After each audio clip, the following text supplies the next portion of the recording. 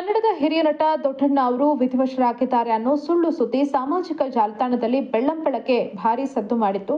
ಕಿಡಿಗೇಡಿಗಳು ಸುಳ್ಳು ಸುದ್ದಿಯೊಂದನ್ನು ಸೋಷಿಯಲ್ ಮೀಡಿಯಾದಲ್ಲಿ ವೈರಲ್ ಮಾಡಿದ್ರು. ದೊಡ್ಡಣ್ಣ ಅವರು ನಿಧನರಾಗಿದ್ದಾರೆ, ಅವರಿಗೆ ಭಾವಪೂರ್ಣ ಶ್ರದ್ಧಾಂಜಲಿ ಮಾಡಿದ್ದಾರೆ.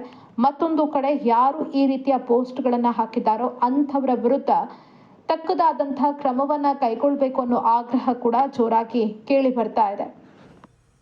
ಅನ್ನದಾತರು ಆಶ್ರಯದಾತರು ಆದ ಕನ್ನಡ ನಾಡಿನ ಎಲ್ಲ ನನ್ನ ತಂದೆ ತಾಯಿಗಳಿಗೆ ನಿಮ್ಮ ದೊಡ್ಡಣ್ಣನ ಭಕ್ತಿಪೂರ್ವಕವಾದಂತಹ ನಮಸ್ಕಾರಗಳು.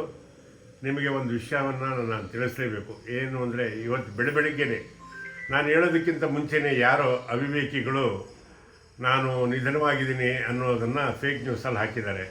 ಅದು ಶುದ್ಧ ಸುಳ್ಳು. ನಾನು ಆರೋಗ್ಯವಾಗಿದ್ದೀನಿ, ನೆಮ್ಮದಿಯಾಗಿದ್ದೀನಿ.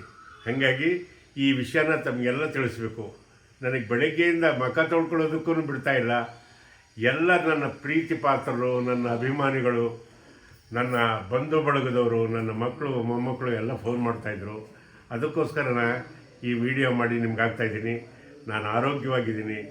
ಎಲ್ಲಿವರೆಗೂ ನಿಮ್ಮ ಆಶೀರ್ವಾದ ಚೆನ್ನಾಗಿರುತ್ತೋ ನಾನು 100 ಕಾಲ ಚೆನ್ನಾಗಿರ್ತೀನಿ ಅನ್ನೋದೇ ನನ್ನ ನಂಬಿಕೆ. ನನ್ನ ಮೇಲೆ ಈ ರೀತಿ ಪ್ರೀತಿ ವಿಶ್ವಾಸ ಇಟ್ಟಿದ್ದಕ್ಕೆ ಎಲ್ಲರಿಗೂ ವಂದನೆ. ಆ ಕಿಡಿಗೇಡಿಗಳನ್ನಂತೂ ಬಿಡಲ್ಲ, ಬೆನ್ನತ್ತಿ ಅವರಿಗೆ ಒಂದು ಪನಿಷ್ಮೆಂಟ್ ಮಾಡಿಸ್ತೀನಿ. ನಮಸ್ಕಾರ.